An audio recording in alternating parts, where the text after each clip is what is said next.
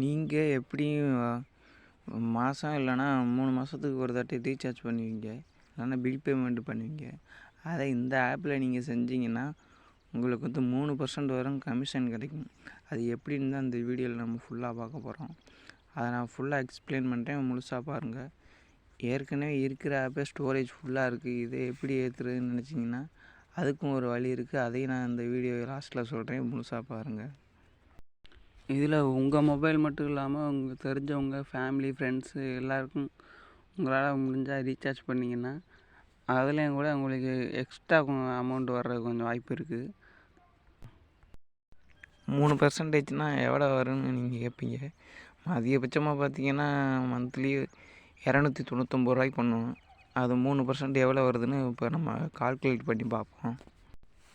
அதுக்கு இப்போ நம்ம ஃபோனில் கால்குலேட்டர் ஓப்பன் பண்ணிக்குவோம். எங்கள் கால்குலேட்டர் தான் இருக்குது. 299 2 9 9 இன்ட்டு 3%ன்னு போட்டு பார்ப்போம். பர்சன்டேஜ் போட்டோம்னா 8 ரூபா 97 பைசா கிடைக்கிது. ஒரு ரீசார்ஜுக்கு 8 ரூபா 97 பைசா கிடைக்கிது. இப்போ நம்ம இந்த ஆப்பை எப்படி யூஸ் பண்ணுறதுன்னு பார்ப்போம். இந்த ஆப்பு ப்ளே ஸ்டோரில் அவைலபிளாக இருக்குது, அதை இன்ஸ்டால் பண்ணிக்கோங்க. ஆப்போட நேம் வந்து ரீசார்ஜ் லேண்டு. ஆப் ஓப்பன் பண்ணால் இன்டர்ஃபேஸ் இப்படி தான் இருக்கும்.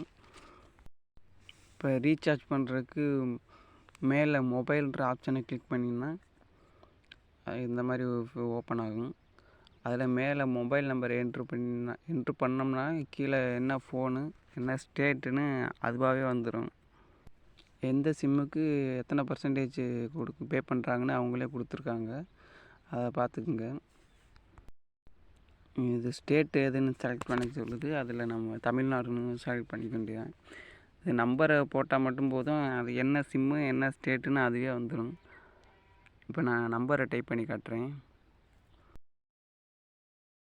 இந்த மாதிரி நம்பரை டைப் பண்ணி லோட் ஆகி வர்றதுக்கு கொஞ்சம் லேட் ஆகும்னு ஒரு சாங் ஒன்று ஆட் பண்ணேன். அது பார்த்தா காப்பிரைட் வந்துருச்சு.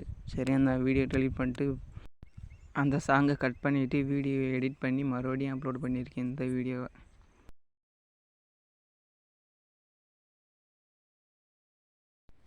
இந்த மாதிரி நம்பரை போட்டவுடனே அதுவே சிம்மு என்ன சிம்மு ஸ்டேட்டு அதுவே வந்துடும்.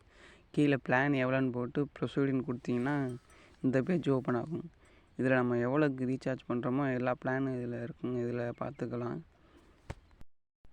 இதில் நம்ம எவ்வளோக்கு ரீசார்ஜ் பண்ண நினைக்கிறோமோ அந்த அமௌண்ட்டுக்கு நேராக உள்ள பேன்ற ஆப்ஷனை கிளிக் பண்ணிங்கன்னா பேமெண்ட் மெத்தடு பண்ணுற க்ரோம் ப்ரௌசரில் ஓப்பன் ஆகும்.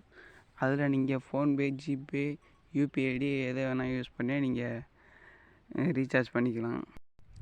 இப்போ பார்த்து இதே மெத்தட் தான் பில் பேமெண்ட் பண்ணுறது, அதே மாதிரி தான் இருக்கும்.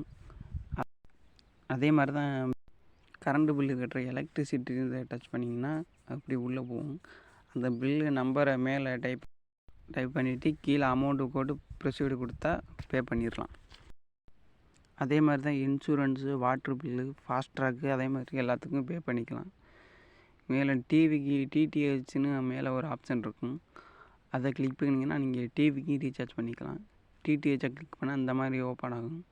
அதில் அந்த டிவி நம்பர் இருக்கும், அதை என்ட்ரு பண்ணிவிட்டு கீழே அமௌண்ட்டு போட்டுட்டு சென்டரில் உள்ள ஆப்ஷனை கிளிக் பண்ணினா என்ன டிவின்னு கொடுத்துட்டு ப்ரொசீடுன்ற ஆப்ஷனை கிளிக் பண்ணிங்கன்னா பே ஆயிரும். இப்போ ப்ரூஃப் நீங்கள் பார்த்தீங்கன்னா இதெல்லாம் நான் பண்ண ரீசார்ஜுக்கு பேங்க் அக்கௌண்ட்லேருந்து இந்த வேலெட்டில் மணி ஆட் பண்ணிவிட்டு நம்ம ரீசார்ஜ் பண்ணுறதை ரீசார்ஜ் பண்ணிக்கலாம். மணி ஆட் பண்ண ப்ரூஃப் இதெல்லாம். நான் ரொம்ப நாளாக இந்த ஆப்பில் தான் நான் ரீசார்ஜ் பண்ணிக்கிட்டு இருக்கேன். இது 100% ஒர்க் ஆகுது. இந்த ஆப்பை வேறு யாருக்காச்சும் ரெஃபர் பண்ணிங்கன்னா அதுக்கு ஒரு 30 ரூபா போனஸ் கிடைக்கும். அப்படியே வெளியில் வந்து கீழே ஸ்க்ரோல் பண்ணி பார்த்தீங்கன்னா கீழே மார்ஜின்ற ஒரு ஆப்ஷன் இருக்கும், அதை கிளிக் பண்ணிங்கன்னா ஓவராலாக எவ்வளோ பர்சன்டேஜ் பே பண்ணுவாங்கன்னு கொடுத்துருப்பாங்க. இதில் பில் பேமெண்ட்டுக்கு எவ்வளவு, லேண்ட்லைன், கேஸ் பில்லுக்கு எவ்வளோ பர்சன்டேஜ் நமக்கு பே பண்ணுவாங்கன்னு அதில் கொடுத்துருக்காங்க, இதில் பார்த்துக்கலாம். கேஸுக்கு வந்து 0.1% வந்து கிடக்குறாங்க. கேஸு கிளிக் பண்ணிட்டு எத்தனை பர்சன்டேஜ் என்ன கேஸுன்னு கீழே செலக்ட் பண்ணிட்டு அதில் நம்ம போய் பே பண்ணிக்கலாம்.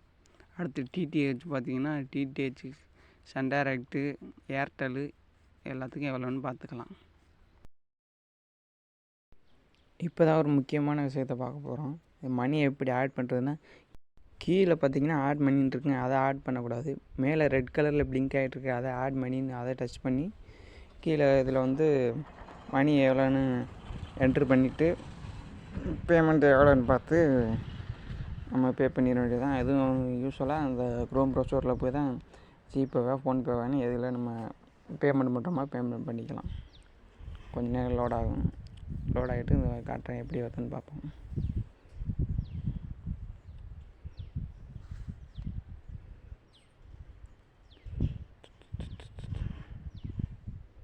இந்த மாதிரி தான் இன்டர்ஃபேஸ் ஓப்பன் ஆகும் க்ரோம் ப்ரௌசரில்.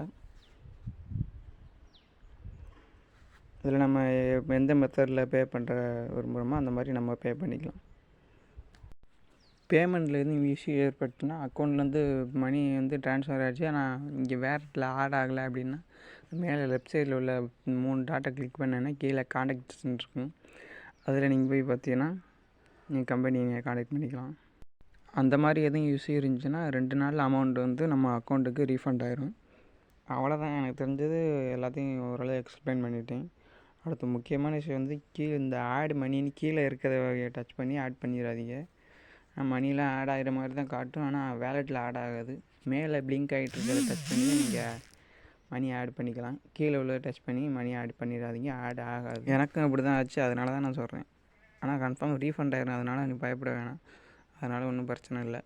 மேலே பிளிங்க் ஆகிட்டு இருக்க ரெட் கலரை டச் பண்ணி நீங்கள் ஆட் பண்ணி டச் பண்ணி நீங்கள் ஆட் பண்ணிக்கலாம். கீழே உள்ளதை டச் பண்ண வேணாம்.